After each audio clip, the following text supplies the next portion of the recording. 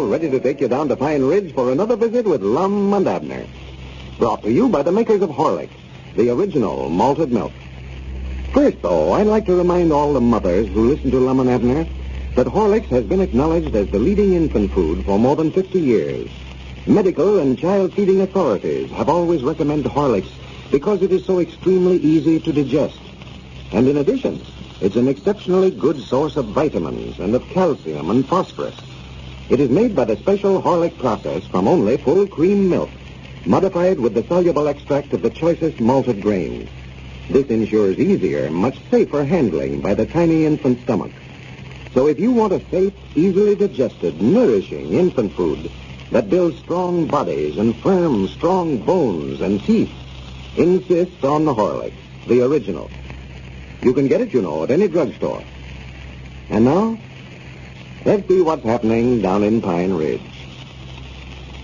You know, several weeks ago, the citizens of Pine Ridge became very much enthused over the possibilities of the great Western silver mine when a Mr. Worthington appeared in Pine Ridge and offered $1 million for the mine.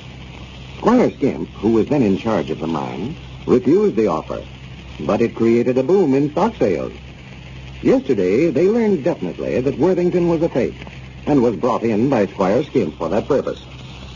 As we look in on Pine Ridge today, Abner has just dropped by Lum's house with some very interesting information. Listen.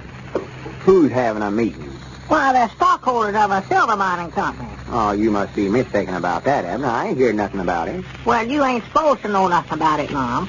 Sister Simpson called me up over at the place just as soon as we got back with the store and said they was having a meeting over at her place, and they never wanted you there. That's a fine howdy do, having stockholders meetings and not even letting the president and general manager know nothing about it. Yeah, I don't know what the idea is. She never said, just said for me to be there. Wait a minute. Don't reckon they've got some more offices they want me to take over and just having a secret meeting so as to surprise me with them?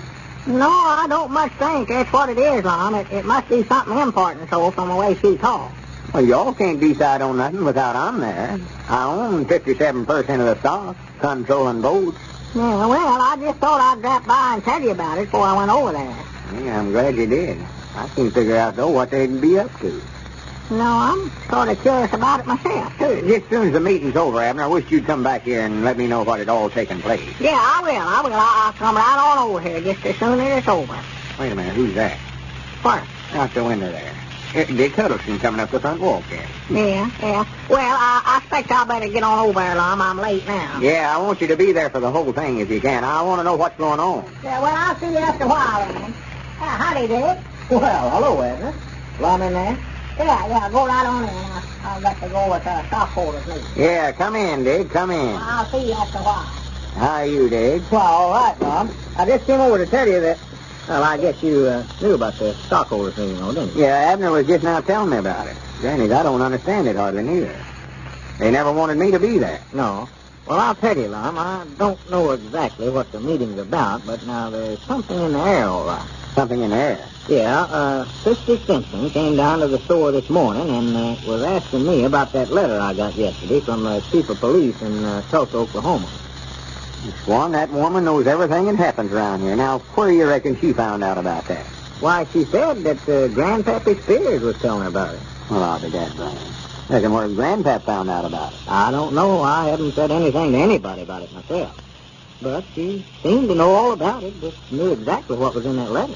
Undoubtedly, they ain't having no meeting about the letter, are they? Well, it finally dawned on her, Lum, that fellow Worthington was a crook. She had it pretty well figured out, all right. And she believed that Squire Skimp just had him come in here and offer the stockholders $1 million for the silver mine just to get all the stockholders and feed over the mine so that they'd buy more stock. Well, ain't no doubt, but that's what Squire brung him in here for, all right. But that ain't no reason to have a secret meeting and not let me know nothing about it. I'd have got up in the meeting and said the same thing about it myself. Yeah, well, I didn't understand why they didn't ask you to meet myself, Lum. Now, that's twice they've held these meetings and not asked me to them, and I don't like it a bit, neither. I ought to just go over there right now and bust right in the middle of the meeting. Grannies around you, they'd look cheap if I was to walk in the room. No, I don't believe I'd do that, Lum. No, I say I ought to. I ain't going to, of course. They can't vote on nothing while I ain't there, no way. I got to have a meeting by myself and decide more than they can. I own 57% of the stock, you know. Yeah, well, your 57 votes gives you a majority, all right. I think the whole trouble is some of them is jealous because Squire give me all that stuff he had, and they had to buy that. Yeah, well, there's a lot of them have put up every cent they could rake and scrape in it, Lum, and you can't blame them. There's somebody there at the door. Excuse me. Maybe they've come over asking for the meat. Well, howdy, Cedric. Howdy, Mr. Lum. Come in. Thank you, sir. Hello, Cedric. Well, howdy, Mr. Dick. What's the matter if you're not over at the stockholders' meeting, Cedric? Wasn't you invited neither, Cedric? Yes, Mom. Sister Simpson come by the blacksmith shop and told me and Paul they was going to have one, but I never went. You don't know what the meeting was for, do you, Cedric? No, Mom, she never said. Just said it was something important, though. But I don't care nothing about them meetings. Just sit there and listen to a lot of folks get up on their feet and make speeches. And they always use a batch of big words. I don't know what they're all talking about half the time. I always get sleepy. Yeah, a heap of folks think you got to put on a batch of airs when you do out loud talking. Yeah, I'll be glad when the meeting's over and Paul gets back. I've been down there working on that trailer of yours, but I run out of something to do till he tells me what he wants did next. Trailer? Yeah, didn't I tell you about the trailer I'm having Caleb build for me? No, I guess not, Lum. Yeah, he's a building me a trailer for office. For an office? In a trailer? Yeah, I'm going to fasten it on behind our new rolling store, and that way I can tend to the store and my mining business both. Somebody wants to talk silver mining business with me, we can just get back there in the trailer where we won't be interrupted. Abner and Cedric here can just go right ahead with the store, driving from place to place. Oh, no, I hadn't heard about that. You'll have so much passing on behind that car that it never will pull it, Lum. No, I think it'll handle it all right. It's the only way I could think of to handle both businesses once without hiring somebody to help me. Yeah. Well, I'll have to go by there and see it. You say it's over at the blacksmith shop? Yeah, Caleb's got it might not done, I reckon, ain't he, Cedric? Yes, Mom. He said we ought to have it finished by tomorrow. Well, I think I'll just stop in there and look at it on my way back. Well, don't rush off, Dick. Sit down. No, I've got to be getting back, Lum. Well, I'm proud you come over. Yeah, well, I just wondered if you knew about that meeting. Yeah, much obliged anyway. Come back again. Yeah, I will, Lum. So long. So long. Didn't you know nothing about him going to have a meeting, Mr. Lum? No, not till just a while ago. They never wanted me there for some reason. I had some important matters I wanted to talk over with them, too. Looks like I'm going to have my own meetings if I get anything did around here. Yes, Mom. Maybe wait a minute. That ain't a bad idea. They think they can leave me out of them meetings. How many shares of stock have you got in that silver mine, Cedric? Why, me and Mama owns just one share together. Half a stock's what I got. Well, you don't need no more than that, Cedric. I've got 57% of all of it myself.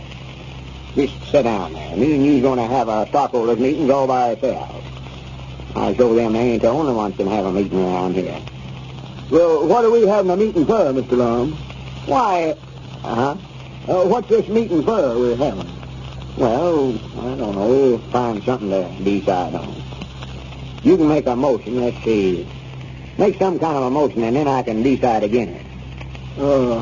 What kind of a motion? Oh, anything at all. It don't matter about that. Just sit down there, and I'll call the meeting to order. Wait a minute. What are you doing? Look out there, Cedric. I'm making a motion like I'm fighting. Well, just sit down there. I'll make the motions myself. Let's see. What can we decide on? We got to study up something here. I'll tell you what we'll do. As soon as I get the meeting called to order, Cedric, why, you get up on your feet and you bring up the motion to decide to be again whatever they decide to do over at the meeting that them others is having. Well, wait a minute. I don't know where I understand what you mean or not, Mr. Lum. Well, I'll call the meeting to order, and you get up on your feet and make a motion to that we're going to be again whatever they decide to do over that other meeting. Oh, yes, Mom. I see what you mean now. All right. The meeting is called to order. Mr. Chairman? Yes, Mom. Well, wait a minute. You ain't the chairman, Cedric. Mr. Chairman? Yes, Mom. Cedric, I said you ain't the chairman. Sit back down there. Mr. Chairman. Oh. What is it, Mr. Edwards? Why, Mr. Chairman, I move that we be again whatever the other stockholders... Hey, Lum! What's the matter? Is the meeting over already? Come on, Lum, get your things and get out of here quick. Well, what's the matter? Why, the stockholder thought that Squire Skimp keyed them, and when he brung that fellow Worthington's in here, and they think that you was in on the deal, too, and they're marching over to Squire's house right now to run him out of town, and just as quick as they get done over there, why, they're coming after you. Coming after me? Yes, sir, coming after you, Lum, they sure are. Well, wait a minute, Abner. Where can I get? I don't know, Lum, I don't know, but they're coming after you just as sure as a I never had nothing to do with Well, it. now, don't try to argue with them today, Lum. They're too mad to listen to reason. Now, come on, and we can slip out the back door here and over to my place, and you can hide in my barn until this thing blows over. Lum may have a controlling vote, but even Abner's barn loft is better security at a time like this. And now, just to remind you that Horlicks makes a fine, easily digested luncheon. Listen to this. From the woman's viewpoint, the Horlicks luncheon would be really hard to beat. My friends and I all take it. After working around the house all morning, we find a glass of Horlicks awfully refreshing. It doesn't leave us feeling loathly as bigger luncheons do. It's satisfying, too, and that's the most important part with women. Most of us are interested in keeping down our weight, and as Mr. Dickett says, Horlicks is excellent in weight control. I'm not so interested in weight control, but say, I do need a lunch that keeps me alert in the afternoon. I can't afford to get drowsy at the office. That's what interested me in Horlicks. I've heard it said that Horlicks makes a light, easily digested luncheon, and that's just what I was looking for. Something that would satisfy me without giving me a heavy, drowsy feeling later on. Everyone in offices and factories should know about Horlicks. Yes, I think that everybody should know about Horlicks. As thousands testify, Horlicks is an ideal midday meal. Satisfying, nourishing, and refreshing. Try it yourself. You can get it, you know, at any drugstore in both natural and chocolate flavors. Or specify Horlicks at your favorite soda fountain.